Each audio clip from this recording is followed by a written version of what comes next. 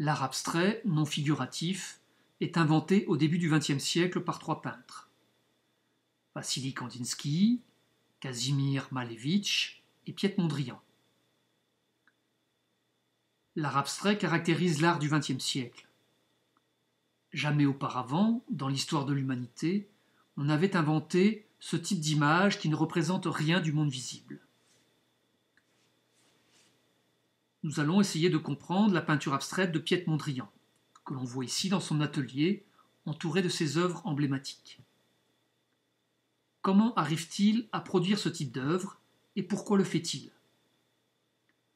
Nous allons voir qu'il lui faudra 12 ans pour passer d'un paysage de facture réaliste au premier tableau abstrait de style néoplasticiste réalisé en 1920, constitué de lignes orthogonales et de surfaces de couleur primaire.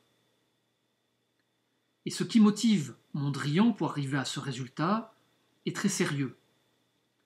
Il vise rien de moins qu'à révolutionner la société, à construire un monde spirituel qui remplacerait le monde matérialiste de son temps. L'histoire débute avec le cubisme. À partir de 1912, les grandes figures de l'avant-garde européenne vont s'approprier ce style inventé par Georges Braque et Pablo Picasso. Le cubisme constitue une étape essentielle dans la rupture que les artistes de l'avant-garde ont entrepris avec le principe d'imitation du monde visible, principe qui constitue la pierre angulaire de la peinture depuis la Renaissance italienne et flamande au XVe siècle. Ainsi, un portrait cubiste devient difficilement identifiable. Mais même lorsque la fragmentation, la schématisation et la géométrisation du corps ou d'une nature morte est extrême, ni Braque ni Picasso ne franchissent le pas de l'abstraction. Nous allons voir comment le peintre hollandais Piet Mondrian va franchir ce pas radical en inventant une abstraction géométrique à partir du langage cubiste. Vers l'âge de 37 ans, Piet Mondrian devient un peintre moderne. Il adopte le style fauve et divisionniste et prend donc ses distances avec l'imitation de la nature. Arbre rouge représente un arbre en hiver, sans feuilles, au moment du coucher du soleil. Le tronc est constitué de couleurs vives, rouge et bleu, non mimétiques et sans nuances, appliquées avec une touche libre qui produit un dessin schématique. Cette distance avec l'imitation fidèle et détaillée de la nature est mesurable si on compare l'arbre rouge avec l'arbre en hiver de Friedrich, peint 100 ans plus tôt. En 1911, lors d'une exposition à Amsterdam, Mondrian découvre les œuvres cubistes de Picasso et de Braque. Il va s'approprier ce nouveau style et en même temps il s'installe à Paris. Mais loin d'imiter Picasso, Mondrian va faire du cubisme quelque chose de très personnel. En 1912, il reprend le thème de l'arbre, mais cette fois à la manière cubiste. Les formes naturelles sont remplacées par des lignes courbes régulières et épaisses, et l'on peine à identifier un pommier en fleurs. En 1913, la peinture intitulée « Composition numéro 7 » nous rend l'arbre encore moins identifiable. On peut repérer le tronc et les branches au centre. Mais ce qui caractérise cette œuvre, c'est une grille assez régulière de traits noirs, horizontaux et verticaux, et parfois obliques ou courbes. Cette régularité n'est pas présente chez Picasso.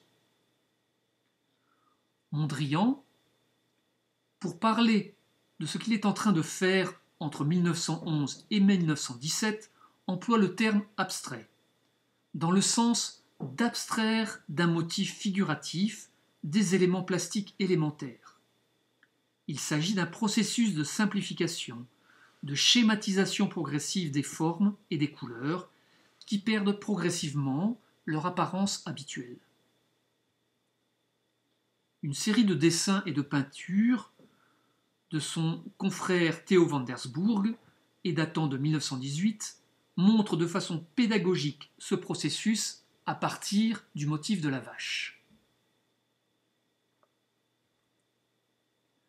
Nous voyons ici ce travail d'abstraction, donc de simplification, réalisé par Mondrian à partir de façades d'immeubles parisiens en 1914. Il les réduit à une grille irrégulière et plane.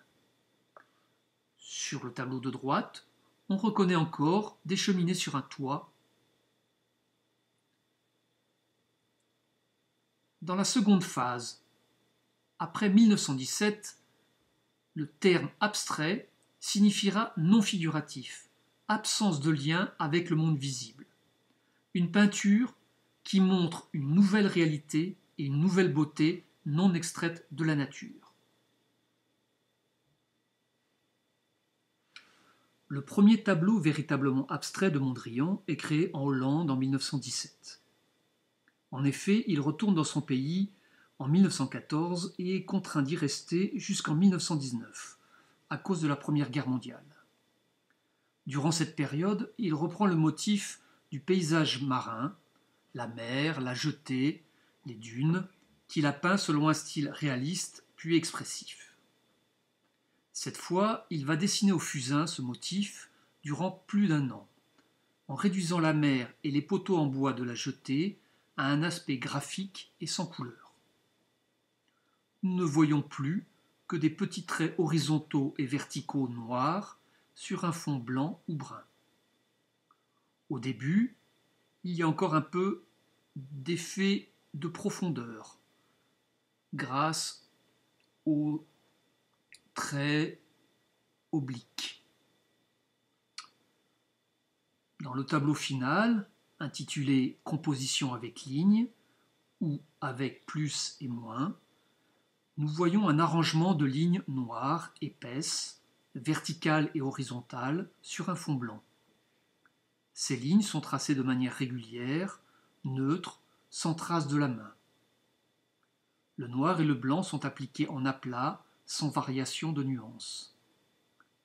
L'espace est parfaitement plan, ne suggérant aucune profondeur.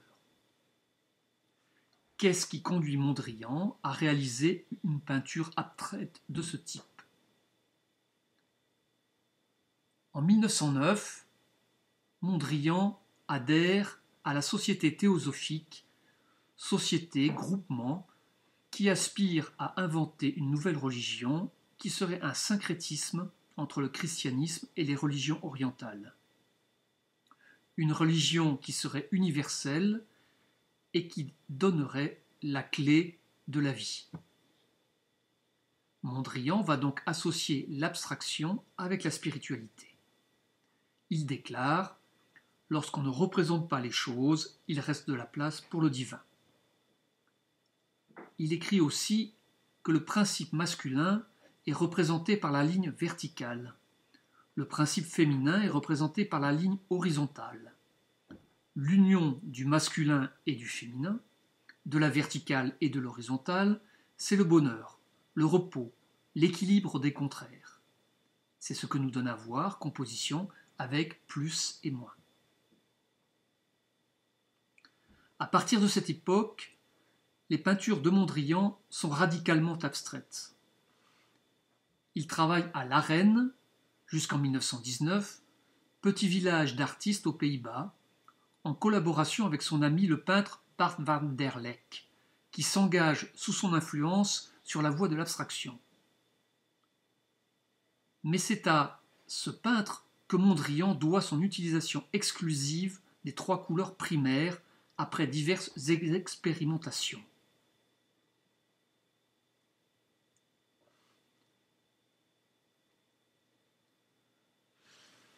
Le vocabulaire plastique que Mondrian va alors employer se fixe autour de 1920, lorsqu'il revient vivre à Paris, et il évoluera peu jusqu'à la fin de sa vie en 1944 à New York.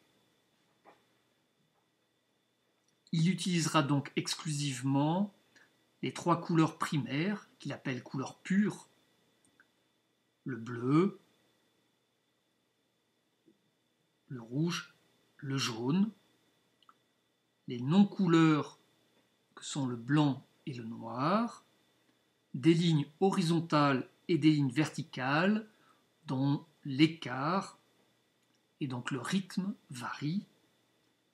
Et enfin, l'ensemble constitue une composition asymétrique afin de créer des tensions et donc un dynamisme. On notera aussi que Mondrian applique la peinture sur sa toile de manière soignée et régulière. Les surfaces blanches sont peintes sur plusieurs couches afin d'obtenir le plus de force et de clarté possible, écrit-il. Les surfaces blanches sont mates et contrastent avec les surfaces de couleur qui sont vernies pour leur donner vie, dit-il encore. Nous voyons ici une sélection de ses peintures sur une quinzaine d'années. On notera qu'à partir de 1934, ses compositions privilégient la ligne noire, souvent redoublée, par rapport à la couleur qui occupe une place de plus en plus réduite. On notera aussi une constante, l'utilisation du format carré, qui remplace le format rectangulaire horizontal ou vertical traditionnel. Ce format carré est parfois utilisé comme un losange.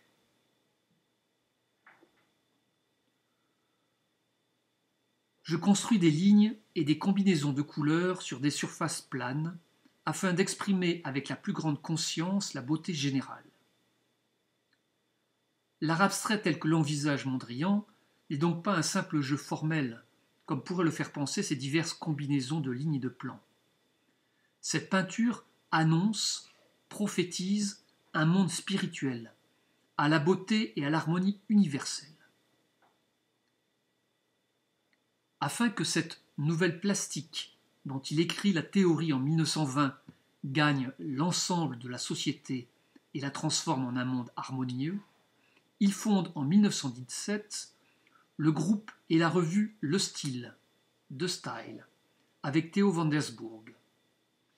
Cette revue sera un lieu d'échange théorique afin que tous les arts, l'architecture, la sculpture, le design, la danse, adoptent le néoplasticisme pour faire advenir un homme nouveau.